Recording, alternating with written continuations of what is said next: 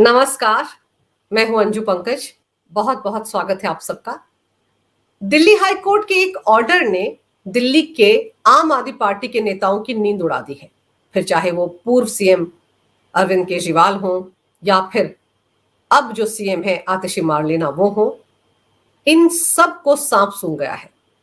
दरअसल 2017 से लेकर 2023 तक सीएजी ने जितने भी विभागों का ऑडिट किया है दिल्ली की आम आदमी पार्टी सरकार के, उन विभागों की ऑडिट रिपोर्ट सीएजी ने इन्हें तो दे दी, लेकिन इन्होंने यानी कि आम आदमी पार्टी सरकार ने उन रिपोर्ट्स को कभी भी दिल्ली विधानसभा में टेबल नहीं किया। दिल्ली विधानसभा में सबके सामने उन रिपोर्ट्स को नहीं रखा। और इसी मामले में दिल्ली के बीजेपी के जो 8 विधायक हैं, उन्होंने दिल्ली हाईकोर्ट का दरवाजा खटखटाया था और पिछले हफ्ते इस मामले पर सुनवाई हुई और दिल्ली हाईकोर्ट ने इस बाबत दिल्ली की मुख्यमंत्री, दिल्ली विधानसभा के अध्यक्ष, सीएजी और दिल्ली के एलजी, इन चारों को नोटिस भेजकर 4 हफ्ते में जवाब मांगा है। और साथ ही साथ इस मामले की सुनवाई अब 9 दिसंबर को होगी दिल्ली हाईकोर्ट में। दरअसल बीजेपी के 8 विधायकों ने गुहार लगाई थी दिल्ली हाईकोर्ट से कि ये जो 12 सीएजी की रिपोर्ट्स हैं, ऑडिट रिपोर्ट्स हैं, इन्हें अभी तक टेबल नहीं कर रही है दिल्ली की आम आदमी पार्टी की सरकार, तो कृपया करके वो दिल्ली की मुख्यमंत्री आतिशी मार्लेना को आदेश दें कि वो इन रिपोर्ट्स को दिल्ली के उपराज्यपाल को सौंपे, ताकि उसके बाद ये रिपोर्ट्स, ये ऑडिट रिपोर्ट्स दिल्ली विधानसभा में पेश की जा सके। बड़ा सवाल यही है कि आखिर दिल्ली की आम आदमी पार्टी सरकार, चाहे वो केजरीवाल सरकार हो या आज की आतिशी मार्लेना सरकार हो, ये इन रिपोर्ट्स को पेश क्यों नहीं कर रहे हैं। अपनी याचिका में बीजेपी के विधायकों ने यह कहा था कि एलजी के बार बार अनुरोध के बावजूद ये रिपोर्ट्स विधानसभा में पेश करने के लिए उनके पास नहीं भेजी गई। बीजेपी के विधायकों के जो वकील थे, उनकी तरफ से याचिका में यह कहा गया कि बीजेपी विधायकों ने मुख्यमंत्री, मुख्य सचिव और स्पीकर से पहले भी संपर्क किया था, लेकिन कोई नतीजा नहीं निकला, जिसके बाद थक हार कर उन्हें दिल्ली हाईकोर्ट का दरवाजा खटखटाना पड़ा। याचिका में यह भी कहा गया है कि महत्वपूर्ण जानकारी को जानबूझकर दबाना न केवल लोकतांत्रिक सिद्धांतों का उल्लंघन है, बल्कि सरकारी कार्रवाई और व्यय की उचित जांच को भी रोकता है, जिससे सरकार के वित्तीय स्वामित्व, पारदर्शिता और जवाबदेही पर गंभीर सवाल उठते हैं। तो सवाल तो यही है कि कट्टर ईमानदारों की सरकार है दिल्ली में। अरविंद केजरीवाल तो लगातार राग अलापते आ रहे हैं कि वो कट्टर ईमानदार है, कट्टर ईमानदार है, उनके सारे मंत्री कट्टर ईमानदार है, वो देशभक्त है। तो अगर वो कट्टर ईमानदार है तो जाहिर सी बात है उनके मंत्री जिस जिस विभाग को देख रहे हैं, उन सभी विभागों में कट्टर ईमानदारी के साथ ही काम किया गया होगा। और ऐसे कट्टर ईमानदार सरकार के, कट्टर ईमानदार मंत्रियों के, कट्टर ईमानदार विभाग की अगर ऑडिट रिपोर्ट तैयार भी की होगी सीएजी ने, तो वो तो बहुत सही रिपोर्ट होगी, क्योंकि कट्टर ईमानदारी से काम किया गया है, कहीं कोई भ्रष्टाचार नहीं हुआ है। तो फिर डर कैसा? क्यों ये रिपोर्ट्स सदन में पेश नहीं की गई? ये वही अरविंद केजरीवाल हैं जो सीएजी की रिपोर्ट का हवाला देकर 2011-12 में उस वक्त की यूपीए सरकार के मंत्रियों पर भ्रष्टाचार के आरोप लगाते थे। तब वो हवा में कागज लहरा लहरा कर कहते थे कि सीएजी ने ऐसा कहा है, सीएजी की रिपोर्ट में ही खुलासा हुआ है। तो सवाल ये उठता है कि जिस सीएजी पर इतना भरोसा था अरविंद केजरीवाल को, उसी सीएजी की रिपोर्ट्स को क्यों दबा कर रख रही है उनकी सरकार? क्यों इन रिपोर्ट्स को पेश नहीं किया गया सदन में? और अपनी इस याचिका में बीजेपी के विधायकों ने यह भी खुलासा किया है कि 2017-18 से 2021-22 के बीच की ये सीएजी रिपोर्ट्स शराब सप्लाई, प्रदूषण और वित्त विभाग जैसे अहम विभागों से जुड़ी हुई हैं। याचिका में आरोप लगाया गया है कि ये रिपोर्ट वित्त मंत्रालय की भी जिम्मेदारी संभाल रही मुख्यमंत्री आतिशी मार्लेना के पास पेंडिंग पड़ी है, और एलजी के बार बार गुजारिश के बावजूद ये रिपोर्ट्स उन्हें नहीं भेजी गई। सवाल फिर यही उठता है कि आखिर किस बात का डर सता रहा है दिल्ली की आतिशी मार्लेना सरकार को? आम आदमी पार्टी के नेताओं ने ये रिपोर्ट्स क्यों टेबल नहीं की? इसकी सबसे बड़ी वजह यह है कि ये जो रिपोर्ट्स है, इनमें एक तो दिल्ली जल बोर्ड की सीएजी रिपोर्ट है और दूसरी शराब घोटाला जो हुआ है, यानी कि जो आबकारी विभाग है जिसकी जिम्मेदारी संभाल रहे थे मनीष सिसोदिया, जिन्हें आजकल आम आदमी पार्टी शिक्षा क्रांति का जनक बताती है और ये बताती है कि वो तो बहुत कामयाब शिक्षा मंत्री रहे हैं, वर्ल्ड क्लास स्कूल उन्होंने शुरू किए, लेकिन ये बात कतई नहीं करती है आम आदमी पार्टी सरकार कि वो दिल्ली के एक्साइज मिनिस्टर, आबकारी मिनिस्टर भी रहे हैं। और जो शराब घोटाला है वो उनके ही राजकाज के दौरान हुआ है। नई आबकारी पॉलिसी अरविंद केजरीवाल के कहने पर मनीष सिसोदिया ने ही तैयार की थी। ये मामला जो है ये सीबीआई और ईडी में चल रहा है। 100 करोड़ की रिश्वत ली गई, ये आरोप है और जमानत पर बाहर है इस वक्त शराब घोटाले में अरविंद केजरीवाल, मनीष सिसोदिया और संजय सिंह और साथ ही साथ विजय नायर। अभी निचली अदालत में ट्रायल शुरू होना है और अपनी चार्जशीट में ईडी और सीबीआई दोनों ने अरविंद केजरीवाल को शराब घोटाले का मास्टरमाइंड बताया है। तो ये मामला तो चल रहा है, लेकिन आबकारी विभाग में 2021-22 में क्या हुआ था जब ये पॉलिसी आई थी? उस पॉलिसी के आने से दिल्ली के सरकारी खजाने को कितना चूना लगा, कितना घाटा हुआ, ये सब कुछ इस रिपोर्ट में है। और ये रिपोर्ट 4 मार्च को इसी साल दिल्ली सरकार को सौंप दी थी सीएजी ने। 4 मार्च को ये रिपोर्ट आ गई थी, लेकिन इस रिपोर्ट को भी अभी तक टेबल नहीं किया गया। और कैसे टेबल कर दे आम आदमी पार्टी सरकार? क्योंकि इस रिपोर्ट को जैसे टेबल करेंगे तो अभी तक वो जो ये कहते आ रहे हैं कि कोई घोटाला नहीं हुआ है, कोई घाटा नहीं हुआ है, सरकारी खजाने को कोई चूना ही नहीं लगा है इस आबकारी पॉलिसी के चलते, ये तो बीजेपी उन पर झूठे आरोप लगा रही है। मोदी सरकार ने अरविंद केजरीवाल को, सिसोदिया को फंसाने के लिए ये पूरा षड्यंत्र रचा है। तो ये जो आरोप लगाए जाते हैं आम आदमी पार्टी की तरफ से, उन सारे आरोपों की पोल पट्टी खुल जाएगी जैसे ही ये सीएजी की ऑडिट रिपोर्ट दिल्ली विधानसभा में टेबल पर रखी जाएगी। इसी रिपोर्ट से सबसे ज्यादा डरी हुई है आम आदमी पार्टी सरकार। उनको लग रहा है कि जो 3-4 महीने हैं चुनाव के, ये किसी ना किसी तरीके से गुजर जाए, उन्हें ये रिपोर्ट टेबल करने की जरूरत ना पड़े, क्योंकि अगर वो ये रिपोर्ट टेबल करते हैं तो उनका पूरा कच्चा चिट्ठा खुल जाएगा। और इस रिपोर्ट में क्या क्या खुलासे किए गए थे उनकी चर्चा सिर्फ कुछ एक चैनल्स पर हुई थी मार्च के महीने में। इसके अलावा पब्लिक डोमेन में खुलकर बातें नहीं आई थी कि आखिर इस रिपोर्ट में क्या क्या खुलासे किए गए हैं सीएजी की तरफ से। आपको बताऊं कि इस रिपोर्ट में सीएजी के मुताबिक दिल्ली के आबकारी विभाग को 2021-22 में कुल 2002.68 करोड़ का घाटा हुआ था। अब सोचिए, 2002 करोड़ का घाटा दिल्ली के आबकारी विभाग को हुआ है 2021-22 में, जब ये नई आबकारी पॉलिसी मनीष सिसोदिया ने लागू करवाई थी। और ये 2002 करोड़ का घाटा कैसे हुआ, किस किस के चलते हुआ? लाइसेंस देने में देरी हुई, या लाइसेंस बांटने में हेराफेरी हुई, या फिर जो लाइसेंस फीस ली गई उसमें घोटाला हुआ? इसके कई पहलू हैं। बताया गया है इस रिपोर्ट में कि 941.53 करोड़ का घाटा इसलिए हुआ क्योंकि नई आबकारी पॉलिसी जो केजरीवाल सरकार ने बनाई थी उसको लागू करने से पहले डीडीए और एमसीडी से परमिशन नहीं ली गई थी। दरअसल दिल्ली के मास्टर प्लान 2007 के मुताबिक मिक्स्ड यूज एरिया जो है, यानी कि जहां पर लोग भी रहते हैं और बाजार भी है, उस एरिया में शराब की दुकानें नहीं खोली जा सकती थी। लेकिन केजरीवाल एंड कंपनी ने नई शराब नीति में ऐसे सब इलाकों में दारू की दुकानें खोलने की परमिशन खुद ही दे दी और हर एक जोन में 2-2 ठेके खोलने के लाइसेंस बेच दिए, यानी कि जहां मन चाहे वहां पर शराब का ठेका खोला जा सकता था। इस पॉलिसी को लेकर चल रही थी अरविंद केजरीवाल सरकार। अगस्त 2021 में ये लीकर लाइसेंस बेचे गए। इसके बाद 16 अगस्त 2021 को डीडीए ने मिक्स्ड यूज एरिया में ठेके खोलने पर रोक लगा दी, क्योंकि डीडीए तो दिल्ली मास्टर प्लान 2007 के हिसाब से ही काम कर रहा था। और ताज्जुब की बात यह है कि अरविंद केजरीवाल सरकार ने इस बारे में सोचने की जहमत ही नहीं उठाई। अगर वो मिक्स्ड यूज एरिया में शराब की दुकानें खोलने की परमिशन दे रहे थे या लाइसेंस बांट रहे थे तो कम से कम डीडीए से तो पूछते, एमसीडी से तो पूछते, लेकिन उन्होंने ये कुछ नहीं किया और डीडीए और एमसीडी से इजाजत लिए बिना ही ये लाइसेंस बांट दिए। और इतना बड़ा बदलाव बिना डीडीए को बताए, बिना एमसीडी को बताए केजरीवाल सरकार ने क्यों और कैसे ले लिया? सवाल तो ये उठता है।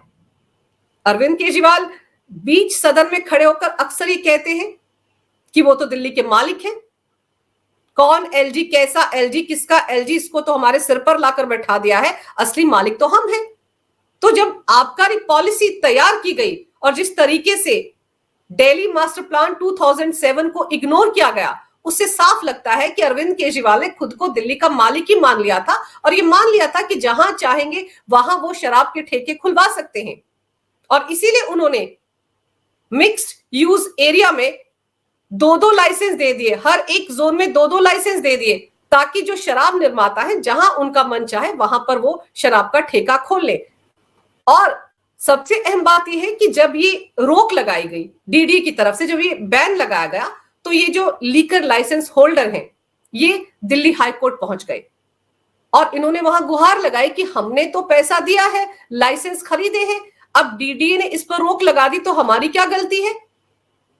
दिल्ली सरकार और डीडीए के बीच में तालमेल होना चाहिए था। और सवाल भी वाजिब है कि डीडीए से परमिशन लेनी चाहिए थी केजरीवाल सरकार को, लेकिन उन्होंने लापरवाही बरती। तो ऐसे में ये सारे के सारे लाइसेंस होल्डर जो थे वो दिल्ली हाई कोर्ट पहुंच गए और दिल्ली हाई कोर्ट ने इनकी गुहार सुनते हुए, इन्हें राहत देते हुए कहा कि इन्हें लाइसेंस फीस देने की अब जरूरत ही नहीं है। और इसका नतीजा ये हुआ कि हर महीने 114.5 करोड़ की लाइसेंस फीस देने से इन सबको छूट मिल गई और इसके चलते दिल्ली के सरकारी खजाने को 941.53 करोड़ का घाटा हो गया। और ये चुना दिल्ली के टैक्स पेयर को लगा। ये पैसा उनका था जो बर्बाद हो गया, क्योंकि अरविंद केजरीवाल सरकार ने ये लाइसेंस बांटने से पहले डीडीए और एमसीडी से परमिशन नहीं ली, डीडीए को इस बारे में बताया ही नहीं। और सवाल ये उठता है कि ये किसके कहने पर एक्साइज पॉलिसी में मिक्स्ड यूज एरिया में ठेके खोलने का क्लॉज जोड़ा गया था? क्योंकि जब ये आबकारी पॉलिसी बनाई गई थी, जो खुलासे ईडी और सीबीआई कर रहे हैं, उसके हिसाब से एक फर्जी सर्वे करवाया था मनीष सिसोदिया ने, और वो इसी क्लॉज के लिए था। आपको याद होगा जब आम आदमी पार्टी ने दिल्ली में सरकार बनाई थी तो उन्होंने बड़े जोर शोर से कहा था कि दिल्ली में जिस भी मोहल्ले में या सोसाइटी में शराब की कोई दुकान खोली जाएगी, ठेका खोला जाएगा, तो पहले वहां की महिलाओं से बात की जाएगी, आम आदमी पार्टी बाकायदा एक सर्वे करवाएगी, उसके बाद ही इस तरह से कोई ठेका उनकी सोसाइटी में खोला जाएगा। लेकिन जब ये नई आबकारी पॉलिसी बन रही थी और एक्सपर्ट कमेटी ने इसी तरफ ध्यान दिलाया था सिसोदिया का, तो सिसोदिया ने दिल्ली में माइनॉरिटी कमीशन के साथ मिलकर एक फर्जी सर्वे करवाया था। और उस सर्वे के बाद उन्होंने ये दावा किया था कि दिल्ली की महिलाओं के बीच ये सर्वे करवाया गया है और सबने हामी भर दी है कि हाँ, मिक्स्ड यूज एरिया में भी शराब की दुकानें खोली जा सकती हैं। ये मनीष सिसोदिया ने अंदर खाने खेल किया था और एक्सपर्ट कमेटी को ये समझा दिया था कि हमने सर्वे करवाया है और दिल्ली की जनता हमारे साथ है नई आबकारी पॉलिसी को लेकर। इसीलिए ये सवाल बार बार उठ रहा है कि आखिर किसके कहने पर एक्साइज पॉलिसी में मिक्स यूज एरिया में ठेके खोलने की परमिशन दी गई? ये क्लॉज क्यों जोड़ा गया? ये क्लॉज इसलिए जोड़ा गया क्योंकि आम आदमी पार्टी इसके बहाने ज्यादा पैसा कमाना चाहती थी। सरकारी खजाने को चूना लगे तो लगे, लेकिन उनको अपना फंड बनाना था। वो चाहते थे कि उनकी पार्टी के खजाने में पैसा आए, पार्टी के लिए फंड आए, इसलिए ये क्लॉज जानबूझकर जोड़ा गया। और यहां पर ये याद रखना जरूरी है कि सब कुछ मनीष सिसोदिया की देखरेख में हो रहा था, जो आजकल दिल्ली में शिक्षा क्रांति के जनक बने फिर रहे हैं और जगह जगह घूमकर शिक्षा के क्षेत्र में उन्होंने क्या बड़े बड़े काम किए उनके बारे में बखान करते हैं, लेकिन ये नहीं बताते कि आबकारी विभाग भी उनके पास था और उसमें करोड़ों का घोटाला हुआ, जिसके चलते वो 17 महीने 22 दिन तक तिहाड़ जेल में रहकर आए हैं। आगे देखिए, 890.15 करोड़ का और घाटा हुआ। ये घाटा कुल मिलाकर 2002 करोड़ का है। तो एक तो परमिशन डीडीए से नहीं ली गई, उसके चलते 941 करोड़ का घाटा हुआ, और दूसरा 890.15 करोड़ का घाटा इसलिए हुआ क्योंकि 19 लाइसेंस धारकों ने एक्साइज पॉलिसी रद्द होने से पहले अपने लाइसेंस सरेंडर कर दिए थे। लेकिन आबकारी विभाग ने उन लाइसेंस की रीटेंडरिंग ही नहीं की किसी ने इस तरफ ध्यान ही नहीं दिया कि ये जो 19 लाइसेंस धारकों ने अपने लाइसेंस सरेंडर किए हैं, इनको फिर से बिडिंग की जाए। तो एक तरह से ये पूरी तरह से लापरवाही थी आबकारी विभाग की, जिसके मंत्री मनीष सिसोदिया थे। और सीएजी ने अपनी रिपोर्ट में साफ साफ लिखा है कि पूरी तरह से मिसमैनेजमेंट है ये। एक्साइज डिपार्टमेंट ने इस पर ठीक तरीके से काम नहीं किया। तो ये आरोप तो लगते ही आ रहे हैं आम आदमी पार्टी पर कि ठीक से प्रशासन चलाना उनके बस की बात नहीं है। मनीष सिसोदिया जो दिल्ली के सरकारी स्कूलों में सिर्फ एक कमरा बनवाते हैं और फिर सोशल मीडिया पर उसकी अलग अलग तस्वीरें, अलग अलग वीडियो शेयर करके ये दिखाने की कोशिश करते हैं कि पूरा का पूरा स्कूल आम आदमी पार्टी ने ही बनवाया। तो जब वो शिक्षा मंत्री के तौर पर वर्ल्ड क्लास स्कूल बना रहे थे तो यहां पर भी थोड़ा दिमाग लगा लेते। ये जो 19 लाइसेंस धारकों ने अपने लाइसेंस सरेंडर किए थे, इनकी रीटेंडरिंग करवा देते। तो यहां पर सीएजी ने अपनी रिपोर्ट में सीधे सीधे मिसमैनेजमेंट का आरोप लगाया है। अब सवाल यह है कि क्या ये सब कुछ जानबूझकर किया गया या किसी को फायदा पहुंचाने के लिए किया गया या पर्दे के पीछे कोई बड़ा खेल चल रहा था और फिर इसके चलते भी सरकारी खजाने को 890.15 करोड़ का घाटा हो गया। आगे देखिए, 144 करोड़ का घाटा भी हुआ है क्योंकि ये घाटा टोटली 2002 करोड़ का है। तो 144 करोड़ का घाटा जो हुआ वो इसलिए हुआ क्योंकि लाइसेंस धारकों ने केजरीवाल सरकार से कहा कि कोविड के चलते उन्हें लाइसेंस फीस में राहत दी जाए। और ताज्जुब की बात यह है कि केजरीवाल सरकार ने इन्हें ये राहत दे दी, इनकी लाइसेंस फीस को माफ कर दिया।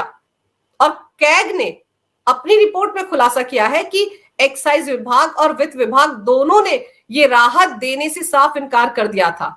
उनकी तरफ से ये दलील दी गई थी कि कोई भी नुकसान अगर होता है तो उसका खामियाजा लाइसेंसी को ही भुगतना होगा, सरकार का उससे कोई लेना देना नहीं है। और दूसरे बिडिंग के वक्त भी ऐसा कोई प्रावधान नहीं जोड़ा गया था जिसके चलते उनको ऐसी कोई राहत दी जा सकती हो।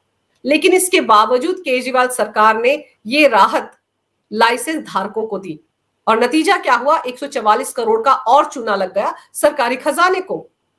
सवाल यही उठता है कि आखिर केजरीवाल सरकार शराब निर्माताओं पर इतनी मेहरबान क्यों थी, क्यों उनको राहत दी गई, क्यों समय पर डीडीए से परमिशन नहीं ली गई। और सीएजी की रिपोर्ट में ये सारे खुलासे हुए हैं। सीएजी ने अपनी रिपोर्ट में सीधे सीधे कहा है कि ये सब कुछ मिसमैनेजमेंट के चलते हुआ। अगर समय पर डीडीए से परमिशन ले ली जाती तो वो जो 941 करोड़ का घाटा है वो नहीं होता। और लाइसेंस धारकों ने जो अपने लाइसेंस सरेंडर किए थे 19, अगर उनकी भी रीटेंडरिंग हो जाती तो भी घाटा नहीं होता सरकारी खजाने को। अब ये जानबूझकर किया गया लापरवाही थी या समझ में ही नहीं आ रहा था मनीष सिसोदिया को कि क्या करना है, कैसे करना है, या इनको दिल्ली मास्टर प्लान 2007 के बारे में कुछ पता ही नहीं था। सवाल कई हैं, लेकिन अगर ये पॉलिसी बिल्कुल ठीक ठाक थी, बड़ी ईमानदारी से बनाई गई थी, इसकी इंप्लीमेंटेशन भी बड़ी ईमानदारी से हुई थी, तो सवाल ये उठता है कि जैसे ही सीबीआई ने 2022 में पहली एफआईआर दर्ज की थी, उसी वक्त अरविंद केजरीवाल ने इस पॉलिसी को विड्रॉ क्यों कर लिया था। मनीष सिसोदिया जब नई पॉलिसी लेकर आ रहे थे तो उन्होंने एक्सपर्ट कमेटी को यह समझाने की कोशिश की थी कि नई आबकारी पॉलिसी की जरूरत है, जबकि एक्सपर्ट कमेटी ने कहा था कि पुरानी वाली जो पॉलिसी है वो बिल्कुल ठीक है। लेकिन तब ये जो फर्जी सर्वे वाला एंगल है ये जोड़ा गया था मनीष सिसोदिया की तरफ से। दिल्ली माइनॉरिटी कमीशन के साथ मिलकर ये फर्जीवाड़ा किया गया था। यानी कि हर हाल में मनीष सिसोदिया और अरविंद केजरीवाल नई आबकारी पॉलिसी को लाना चाहते थे। तो ऐसे में अगर नई आबकारी पॉलिसी बिल्कुल ठीक थी, कहीं कोई धांधली नहीं की गई थी, कहीं नियमों के साथ खिलवाड़ नहीं किया गया था, तो फिर उस पॉलिसी को विड्रॉ क्यों किया गया और फिर से पुरानी पॉलिसी को लागू क्यों किया गया। ये सवाल तो अरविंद केजरीवाल और मनीष सिसोदिया का पीछा कर ही रहा है। और टाइमिंग बेहद खराब है, 3 महीने बाद दिल्ली में विधानसभा चुनाव है। ऐसे में आम आदमी पार्टी की कोशिश यही है कि ये जो 12 की 12 सीएजी की ऑडिट रिपोर्ट्स हैं अलग अलग विभागों की, इन्हें वो ठंडे बस्ते में ही रखे। कम से कम आबकारी विभाग की ये जो ऑडिट रिपोर्ट है जिसमें 2002 करोड़ का सरकारी घाटा है, उसको तो वो कभी टेबल ना करें, वरना उनको लेने के देने पड़ जाएंगे। इसीलिए खलबली मची हुई है दिल्ली हाई कोर्ट के इस फैसले के बाद। आम आदमी पार्टी मोदी सरकार को झूठा कह सकती है, बीजेपी को झूठा कह सकती है, ईडी को झूठा कह सकती है, सीबीआई को झूठा कह सकती है, लेकिन सीएजी की ऑडिट रिपोर्ट को झूठा कैसे कहेगी? लेकिन अब दिल्ली हाईकोर्ट में यह मामला चला गया है, नोटिस जारी हो गए हैं और सबकी नजरें इस बात पर है कि आम आदमी पार्टी सरकार की तरफ से इस नोटिस का क्या जवाब दिया जाता है दिल्ली हाईकोर्ट में। लेकिन इतना तय है कि इन रिपोर्ट्स के चलते, सीएजी की इन ऑडिट रिपोर्ट्स के चलते आम आदमी पार्टी की मुश्किलें बढ़ गई हैं। अब हर कोई जानना चाहता है कि आखिर क्या वजह है कि इन रिपोर्ट्स को अब तक टेबल नहीं किया जा सका। अगर आपको ये वीडियो अच्छा लगे तो कृपया इसे लाइक करें, शेयर करें। अगर आप पहली बार मेरे चैनल पर आए हैं तो कृपया मेरे चैनल को सब्सक्राइब करना ना भूलें। मेरे चैनल को अपना पूरा समर्थन दें। ये वीडियो देखने के लिए बहुत बहुत धन्यवाद। नमस्कार। भारत माता की जय हो। वंदे मातरम और जय श्री राम।